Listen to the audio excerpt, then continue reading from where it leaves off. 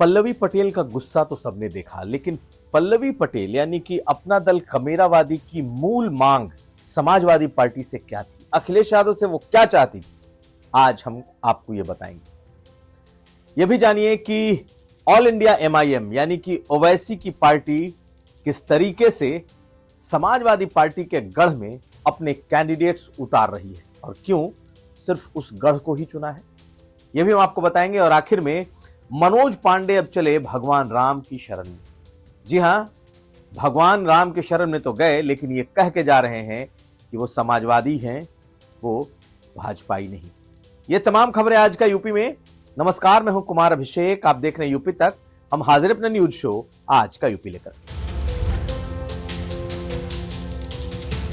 यूं तो समाजवादी पार्टी और ऑल इंडिया एमआईएम यानी ओवैसी की पार्टी का कोई गठबंधन पहले नहीं हुआ, लेकिन एक खबर यह आई है कि एमआईएम ने अपने तरफ से इंडिया गठबंधन में आने की एक कोशिश की थी और यह कहा था कि अगर इंडिया गठबंधन उत्तर प्रदेश में उन्हें 5 सीट दे दे तब वो इस इंडिया गठबंधन में आने को तैयार हैं, और अगर नहीं इंडिया गठबंधन ने उन्हें लिया यानी समाजवादी पार्टी ने उन्हें अपने साथ नहीं लिया तो फिर वो 25 सीटों पर अपने कैंडिडेट उतार देंगे।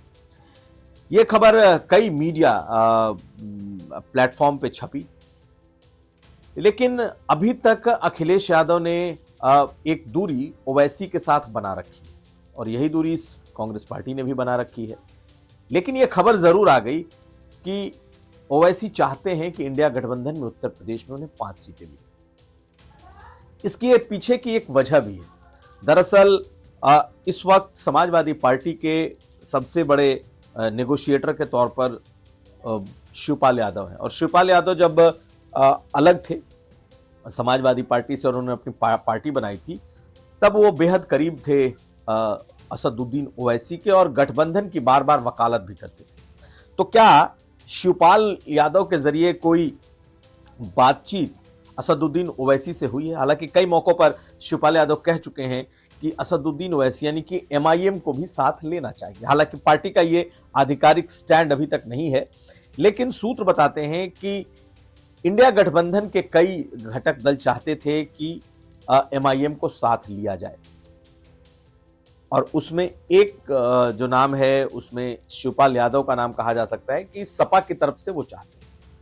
लेकिन आज ऑल इंडिया एमआईएम ने एक तरीके से ऐलान कर दिया कि वो 6 सीटों पर चुनाव लड़ने जा रही है, यानी कि बात नहीं बनी है। अंदर खाने अगर कुछ बात हुई हो तो वो बात पूरी तरीके से नहीं बनी है। दरअसल एमआईएम के प्रवक्ता ने आज लखनऊ में अपना एक वीडियो जारी किया और बकायदा उन सभी सीटों के नाम गिना दिए जहां पर वो 2024 के चुनाव में अपने प्रत्याशी उतारेंगे। पहले आप उनकी इस बात को सुन लीजिए कि वो कौन कौन सी सीटें हैं जहां वो चुनाव की तैयारी कर रहे हैं और जहां अपने कैंडिडेट्स उतार रहे हैं। उसके बाद हम आपको समझाएंगे आखिर इसके पीछे की वजह क्या है। इंडिया गठबंधन के द्वारा जिस तरह लगातार एआईएमआईएम के साथ सौतेला व्यवहार किया जा रहा है और हमारे राष्ट्रीय अध्यक्ष जनाब असद ओवैसी साहब से जो नफरत की पराकाष्ठा इंडिया गठबंधन के द्वारा क्रॉस की जा रही है, हम अपने राष्ट्रीय अध्यक्ष से लगातार विचार विमर्श कर रहे हैं। हमारी 3 राउंड की वार्ता हो चुकी है।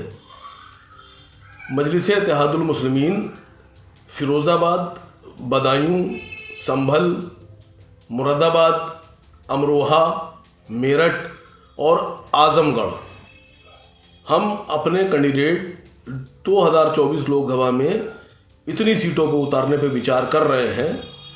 बाकी हमारी बातचीत चल रही है, आगे हो सकता हो इन सीटों में और भी इजाफा कुछ सीटों पे किया जाए। तो आपने सुना, ये सभी वो नाम हैं जो कि मुस्लिम बहुल सीटें हैं। सिर्फ मुस्लिम बहुल ही नहीं, ये वो सीटें हैं जो समाजवादी पार्टी के गढ़ की सीट है।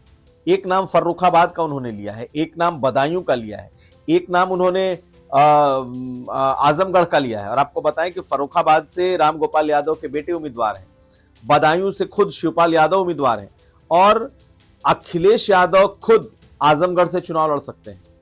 ऐसे में एक तरीके से कहीं ना कहीं ये arm twisting, political arm twisting जिसे कहते हैं, वो भी हो सकता है कि हमें भी गठबंधन में लो। आपको बताएं कि दो वजह, फर्रुखाबाद में एमआईएम ने नगर निगम के चुनाव में बहुत जबरदस्त प्रदर्शन किया था, वो नंबर 2 पर आई थी पिछले चुनाव में। गुड्डू जमाली जिन्होंने कल समाजवादी पार्टी का दामन थामा है, हालांकि वो पिछली बार बीएसपी से चुनाव लड़े थे उपचुनाव, लेकिन उसके पहले वो ऑल इंडिया एमआईएम से लोकसभा का चुनाव लड़ चुके हैं और उन्हें लाखों की तादाद में वोट भी मिले थे मुसलमानों। तो समाजवादी पार्टी को लगता है कि एमआईएम अगर ऐसे ऐसे कैंडिडेट को उतार दिया अगर उसने, तो उनकी जो बहुत की सीटें हैं, मतलब बहुत ही महत्वपूर्ण सीटें हैं, उस पे वो नुकसान पहुंचा सकते हैं। एक चर्चा भी है पार्टी के भीतर कि अखिलेश यादव से मुसलमानों की नाराजगी है। तो अगर अखिलेश यादव से मुसलमानों की नाराजगी है तो क्या उसको भुनाने की एक कोशिश है, ये भी दिखाई दे रहा है। प्रवक्ता एमआईएम के जिन्होंने ये बातें कही हैं, उनका इशारा साफ साफ है कि वो फिलहाल इन 6 सीटों पर अपने उम्मीदवार उतार रहे हैं, लेकिन आने वाले वक्त में वो और भी सीटें उतारेंगे।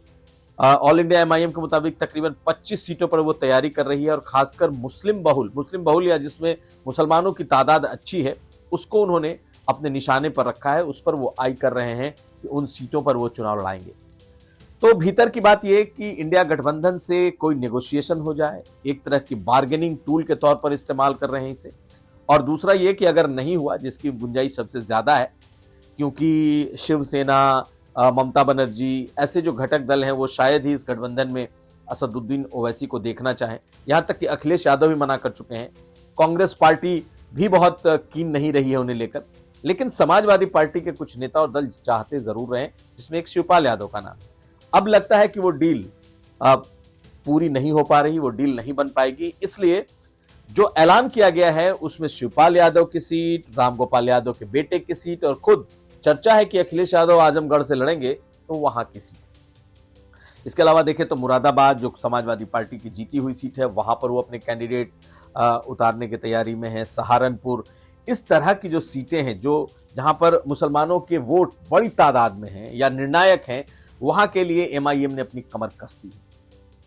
तो क्या असदुद्दीन ओवैसी अगर कैंडिडेट उतारते हैं तो इंडिया गठबंधन को नुकसान पहुंचाएंगे? बहुत मुमकिन है, इसलिए क्योंकि एक तरीके का एक डिसइंचेंटमेंट, एक तरीके की बेरुखी मुस्लिम बिरादरी में देखी जा रही है और उन्हें लगता है कि जब भी वक्त आया है, चाहे वो लोकसभा के चुनाव में टिकटों का बंटवारे की बात हो, 31 उम्मीदवार उतार चुके हैं अखिलेश यादव, मुसलमानों के चेहरे उनके मुताबिक इक्के दुक्के छोड़ करके नहीं है। राज्यसभा की बारी आई तो राज्यसभा में एक भी मुस्लिम चेहरा नहीं दिखा। यूं तो पूरा मुसलमान जो मुस्लिम वर्ग का जो वोट है वो लार्जली इसी गठबंधन के साथ है, लेकिन उसके भीतर जो एक कहा जा रहा है कि नाराजगी है, नाराजगी पनपी हुई है, उसे एमआईएम भुना लेना चाहती है और ये समाजवादी पार्टी के लिए सबसे बड़ी चिंता का सबब है। तो अगर एमआईएम इस इंडिया गठबंधन में नहीं आता तो क्या वो इंडिया गठबंधन का खेल खराब करेगा? क्या उस समाजवादी पार्टी को नुकसान पहुंचाने की स्थिति में है? ये तो वक्त तय करेगा, लेकिन एक बात जरूर है कि कांग्रेस और सपा के साथ आ जाने के बाद अब एमआईएम उत्तर प्रदेश में खुलकर बैटिंग करने की तैयारी में। उसे लगता है कि मुसलमानों में जो फैली हुई नाराजगी है, सियासी रूप से उसे समेटने की जरूरत है और वो उसे करना ही चाहिए, ऐसा एमआईएम को लगता है। और यही वजह है कि आपने जिन सीटों का नाम सुना, दरअसल उस पर इनकी तैयारी है। तो देखना है कि क्या किसी भी तरीके से ओवैसी मान जाते हैं 2024 के लिए, या फिर अपनी ताकत के लिए, मुसलमानों के वोट के लिए क्या वो चुनाव में उतरते हैं। बहुत अहम है और इस पर नजर बनी रहेगी। आखिर पल्लवी पटेल की नाराजगी क्या थी? पल्लवी पटेल ने जिस तरीके से पीडीए को लेकर समाजवादी पार्टी की छीछा लेदर कर दी, जिस तरीके से चुनाव के पहले उन्होंने अखिलेश यादव पर जमकर हमले किए, निशाने साधे, लेकिन आखिरकार उन्होंने पीडीए को वोट दे दिया। आखिरकार उन्होंने समाजवादी पार्टी की लाइन टोकी, लाइन पकड़ी और उन्होंने वोट दिया। बहुत कम लोग जानते हैं कि उसके पीछे की क्या वजह है। तो आपको हम बताएं कि दरअसल जब से पल्लवी पटेल चुनाव जीत कर आई हैं, तकनीकी तौर पर समाजवादी पार्टी की विधायक भी हैं। अपना दल कमेरावादी यानी कि पल्लवी पटेल की जो पार्टी है वो चाहती है कि वो अपनी पार्टी की विधायक रहे। वो चाहती है कि उनकी पार्टी मजबूत हो, इसलिए वो अपना दल कमेरावादी के नाम से जानी जाए। लेकिन समाजवादी पार्टी ने अभी तक उन्हें फ्री नहीं किया है, उन्हें रिलीज नहीं किया है। और एक बहुत बड़ी शर्त ये थी, अगर हम सूत्रों की माने तो, कि पल्लवी पटेल बेशक समाजवादी पार्टी से जीत गई हो, लेकिन उनका अखिलेश यादव से सबसे बड़ी मांग यही थी कि उन्हें पार्टी से यानी कि पार्टी सिंबल से उन्हें रिलीज किया जाए, उन्हें मुक्त किया जाए, ताकि वो विधायक तो रहें लेकिन वो अपनी पार्टी की विधायक हो जाए। तकनीकी तौर पर वो समाजवादी पार्टी के विधायक हैं, इसलिए पार्टी का व्हिप उन पर लागू होता है। अगर व्हिप नहीं भी हुआ, जैसे कि इस राज्यसभा में चुनाव में हुआ, तो भी एक नैतिक दबाव बहुत बड़ा होता है कि आप जिस पार्टी से जीत करके आए हैं, आपको उसके नियम कानून के साथ चलना पड़ता है। यही नहीं, समाजवादी पार्टी तय करती है कि कौन बोलेगा, कौन नहीं बोलेगा, कितना वक्त मिलेगा। तो पल्लवी पटेल लगातार इस बात की मांग कर रही हैं अखिलेश यादव से कि उन्हें पार्टी से मुक्ति दी जाए, उन्हें समाजवादी पार्टी के टैग से उन्हें फ्री किया जाए।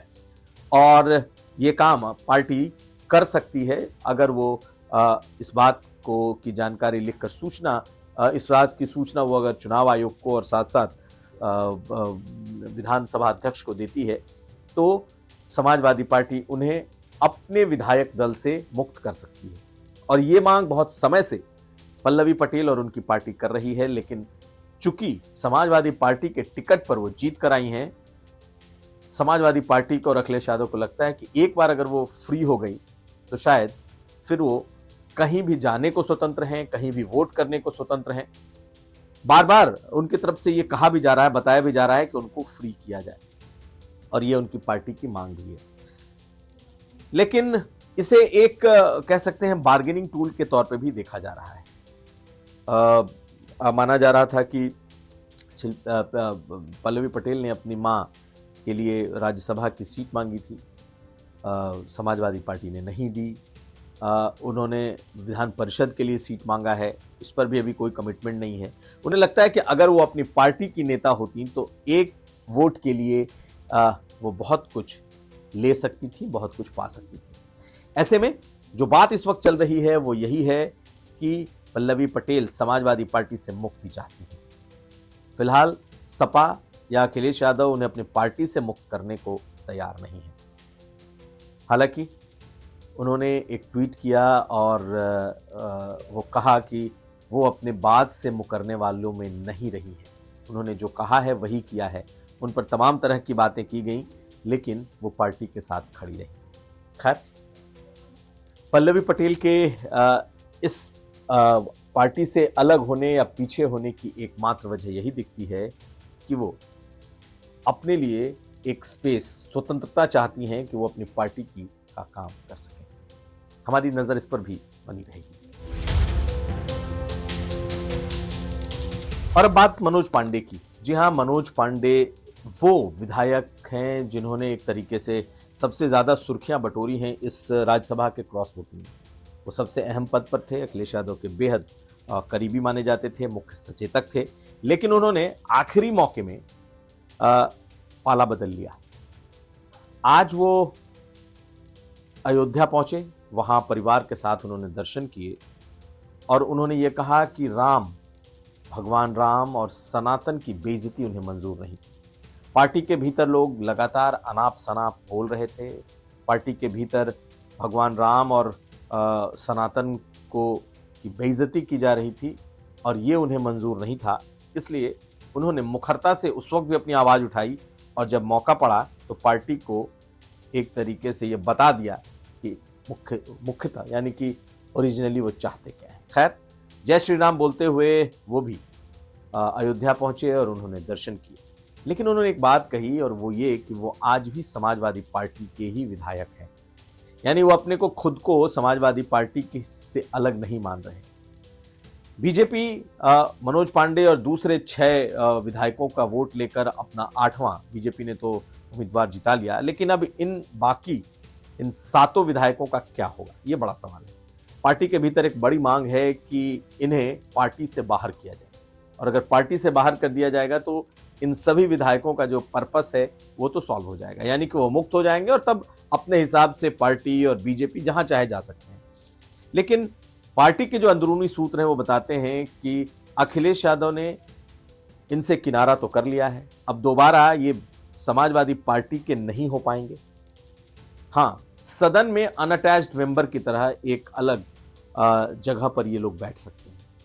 तो बहुत आसान नहीं है, हालांकि पार्टी के भीतर बहुत बड़ा दबाव है कि इन्हें पार्टी से निकाला जाए। इन्हें कई लोगों ने गद्दार कहा है।